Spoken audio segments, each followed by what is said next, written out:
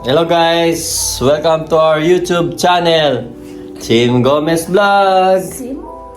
Tim, tanga. Tanga-tanga. Kaya tutuloy. So ngayon guys is Friday. So day off ko. Usually si Vanessa is day off niya. Kaso naragdagan yung pasok niya dito sa Coffee Fellows. So may pasok siya mamaya. At ako naman is tatrabaho, magpa-part-time sa mini job. And then after that, dadaanan ko si Vanessa sa Coffee Fellows dahil kukuhanin ko yung pambili ng gulay tsaka manok. Dahil mamimili ako mamaya pagkatapos ko mag-part-time. Bibili tayo ng mga gulay, mga my friend, pang lumpiang gulay. At saka pang kaldereta. Bibili ako mga manok kasi yung parang kal sa Pilipinas. Hanggang dito muna mga my friend. See you later. Bye. Bye-bye ka man, be. Bye. Walang kahit na reaction ng sa leche. Tagal lang sa ako mga mata. Wala pa yung tren ng mga mata. Kaya, ginanyan natin yung natin dito, yung alaga natin mga my friend. Yung mga my friend. Wala pa yung tren. Ginagawa dito pagdating namin galing ng Philippines, may ginagawa dito kung kailan yun na yung trend mga kameta.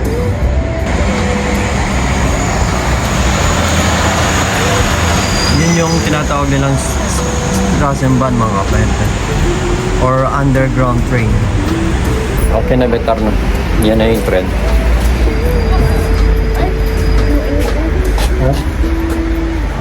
Nakalimutan yung airpods yung mga friend. May airpods na ako eh.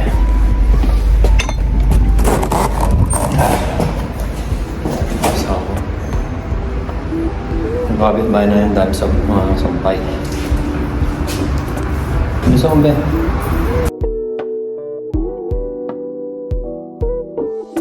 Mamaya, pupunta tayo sa Northwest Central para pamili ng mga gulay mga kapatid. Doon lang kasi doon lang may merong repolyo eh mga kapatid. So, bili tayo ng gulay doon mga kapatid. Mamaya na lang. Bye-bye. Si Rahul pumasok mga kapatid.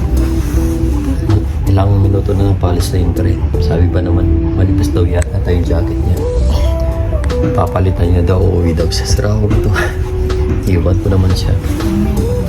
Pero malamig naman kami, friend. Sobrang palamig na. Masabi mo, sayang, may pasok siya, hindi kami magkasama ngayon.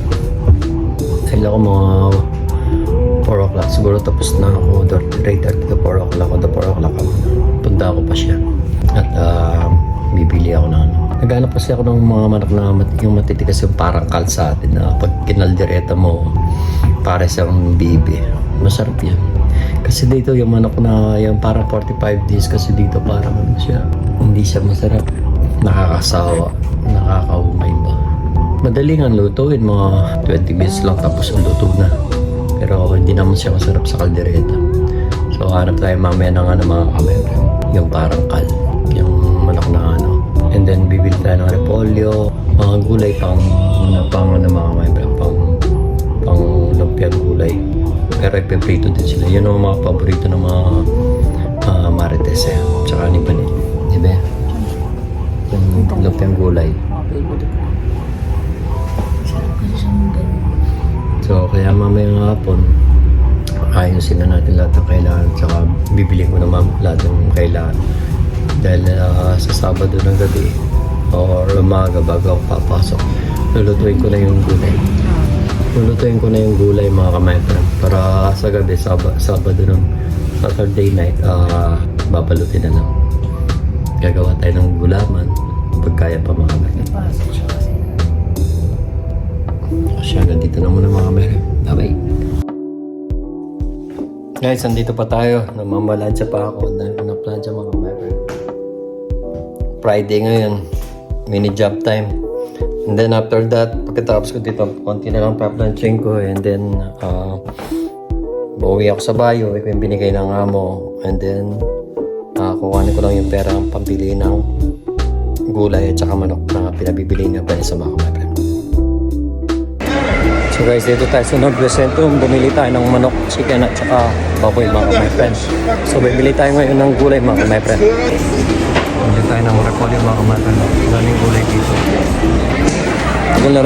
Tagal na rin akong hindi nakakapunta dito sa Northwest Centrum mga my friend. After a year mga my friend, ngayon lang ako pumunta ng Northwest Centrum. Dahil bibili ako ng gulay mga my friend. Ito maraming gulay mga my friend. Tayo bibili ng gulay mga kamarin. Pero bababa tayo, nasa taas tayo. Madami din ng gulay mga kamarin.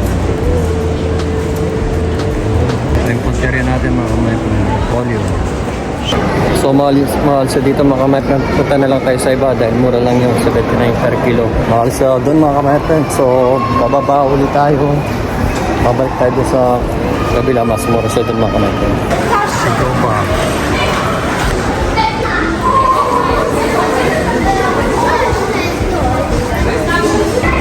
Mas mura pa rin siya doon mga kamaran.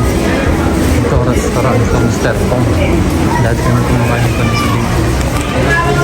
Mr. Pong. Yung mga pagkain doon. Sabay namin, sabay. Nay, sabay. Pagkain.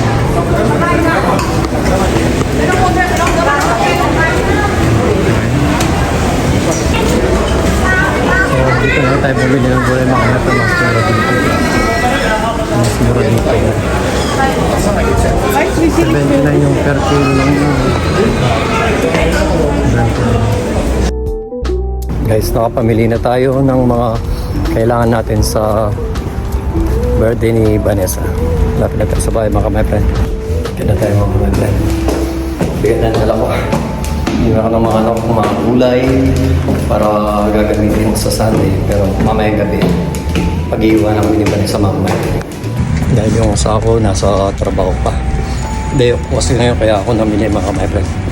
At last, nasa bahay na tayo. Kakapagod. Bigyan ang dala ko mga my friend. Mga gulay at saka itong dala ko mga karne. Para mamaya, iwain na lang natin. Habang wala pa yung asawa ko. Ay, nakakamiss sa Pilipinas. Namimiss ko si Mama Nini. Love so much si Mama Nini. Namimiss ko si Tatang Oscar. Si Tatang Oscar palagi ko naman siya kasama. Mamaya, hindi na ako ng kandila mga my friend. Tingnan muna tayo. Guys, Super Saiyan tayo ngayon. Super Saiyan. Saiyan ba yun? Nag-iwan na ako mga my friend. You know. Hindi ko na napakita o wala akong videographer mga my friend eh. Kanina pa ako nag-iwan mga my friend. Hirap talaga na walang videographer. Nire-ready ko na yung para bukas ng umaga lulutuin ko siya para sa hapon or gabi ibabalot na lang ni Vanessa, may kasama siya. Ano kung sino kasama niya, kasi may kasama siyang magpapatulong siya kay Joyce yata, yung kapatid ni Annabelle, yung manager.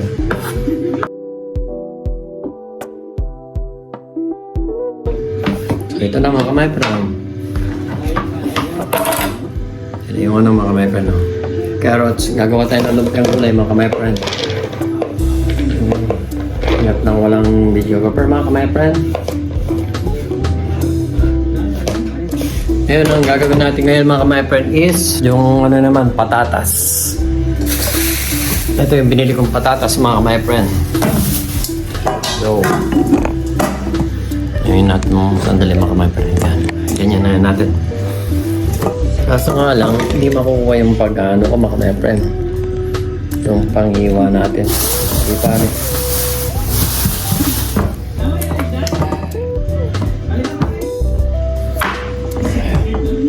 Ganda ng patatas so. Ilang patatas ang binili ko, lalagay ko na lahat kasi masisira lang ito. Madala kaming pag-ano ng ano eh. Pero usually mura lang yung patatas dito mga my friend. Yung 5 kilong patatas na naka €3 lang something. Mas mahal ito kasi maganda yung balat niya mga kamera. Pero yun, may mga lupa-lupa pa, may mga putik-putik ba. Hindi ko naman kasi kailangan yung marami mga kamera kasi masisira lang. Kape ito. Nagano kanina sa amo ko. Nagtipla ako. So yung sa pag nagluto sila, wala akong mga kamera. nagluto siya ng prito. Kabibidyo ko na kay Vanessa kung may time siya. Total, may kasama naman niya si Joyce, pati ni Madam. Usually, makinig na dito sa Germany, kaso nga lang. Pag sa loob ka ng bahay, medyo mainit pa. Pil muna natin mga kamay friend, then mamaya, iwain na natin pang lumpiang gulay. Bilis na mo, December na, magpapasko na mga kamay friend. Baka naman, yung sa Facebook ko napapabayaan ko kasi focus ako dito sa YouTube ko. Dahil sa YouTube ko, sumasahod ako. Kumikita na yung bawat video ko, kahit magkaan lang. Pero in the future, mag-upload sa sa Facebook natin mga kamay friend. Para naman na magamit yan. Gusto ko rin kumita sa YouTube ko mga kamay para makatulong din sa Pilipinas, magbigay ng relief o mga bigas lang at saka mga payless o mga can, yung alasa na mga sardinas. Yun ang gusto ko talagang tumulong din mga kamay. Siyempre, sa loob ka muna. Linisin mo muna sa loob. Bago sa labas sabi. Dapat nang pa yung una sa ato kaso kasi siyempre si tatay, mas priority ko si tatay no namin. Agad tayo mga my friend. Kasi ako masyadong nakakatulog minsan konti lang. I mean gusto kong mahaba yung tulog ko talagang sa edad siguro natin ito. Yan na natin nakukuha minsan yung oras. Kaya gusto ko sana matulog ng mahaba. Kaso masyadong kaya mga kamay friend. Gawa lang ako ng mga kamay friend. Patatas. Dapat yung sa patatas maliliit dahil pang lang yung gulay. Wala kasi yung pinapanood ko, hinay ko. Magsipag sa YouTube para lumaki na yung YouTube ko mga kamay friend. May gusto ko rin ako pangarap sa YouTube na makatulong din. Katulad ng iba, like si King Lux ba yun? Tumutulong. Sino pa? Idol ko yung mga lahat ng mga taong tumutulong. Yung mga vlogger na tumutulong, hindi yung pang sariling kapakanan lang nila. Dapat yung iwa talaga maliliit. Maliliit yung patatas, maliliit yung carrots, at yung repolyo. Okay lang kasi malambot naman yung Tsaka nalagyan natin ng manok para may siya, lasa. Hindi ako masyadong nakapagluto sa Pilipinas. Excuse. Hindi ako masyadong nakapagluto sa Philippines mga kamay friend. Kasi nga sobrang naging busy kami. To. Iba niya. Ang dami kong plano sa Pilipinas nung nandito ako pero nung yun na wala na. Like for example, pagdating namin sa Pilipinas, pupuntahan namin agad si Tatay Oscar pag nakaka-bless na kami kay Manny. Ginabi na kami. Ginabi na talaga. Yung yung plan. Siguro mas maganda hindi na nagpa-plan. Pag nagpa-plano ka, hindi natutuloy. Mas maganda siguro wag na magplano mga kamay friend, di ba? Mamaya pa dating sa kaya magre-ready na ako para naman matuwa siya. At least yung asawa wala na masyadong stress. Like si Mami, okay na yung nagbabantay kaya sa kanya. Thank you so much kay Jetta at sa mga bata. Si Jetta talaga mabait ng bata yung bata. Kaya niyang pakibagayan si Mami mga kamay. Nawalan din ako sa asawa ko. Siyempre, lagi niyang inis kung sino mag-aalaga sa biyanan ko. At least ngayon, okay na si Jetta at si Mami. Kaya na ni Jetta. Kaya niyang alagaan si Mami. Nakuha na niya yung loob niya. Kahit na siyempre si Mami sa edad niya yun talagang may mga bagay na hindi mo talaga mapapantayin eh. Ang ko kasi kay Mami noon, nung nandun kami mga kamay friend, kahit si Mami kumain na, sasabihin niya hindi pa siya kumain. Sabi ko nga sa kanya, kumain na me. Hindi pa nga kumain, sabi niya. Sabi ko, me, sabayo tayong nag-almusal, sabi ko. Pero nung nandun kami talagang palagi kaming nagkakasabay ng almusal ni Mami. Nagkakasabay-sabay kami. Parang si tatay no, nung buhay pa si tatay na umuwi kami si tatay. Ewan kung ano lang siya. Pero nung umuwi kami, nakakasabay namin kumakain, tanghalian, apunan, tsaka almusal. Salamat din sa mga kapatid ko. Swerte din ako na hindi nila pinabayaan si tatay. Yung pagmamahal sa magulang nandun ba talaga? Oh my God. Kawawa yung ibang tao na hindi pinapansin ng anak. Dapat hindi ganun mga ka-my-friend. Kundi sa mga magulang natin mga kapatid, wala tayo dito. Kahit pa gaano kasama yung magulang o kung anong mga nangyari, hindi dapat. Dahil ang magulang, isa lang yan. Hindi na mapapalitan yan mga ka-my-friend. So guys, tapos na tayo. Tapos na tayong mag-iwa sa mga ka-my-friend, sa mga patatas o potato, ayun o. So ano naman ang susunod? So ito na yung carrots, potato, patatas. So another lalagyan na naman mga ka-my-friend. So lagyan na natin mga ka-my-friend.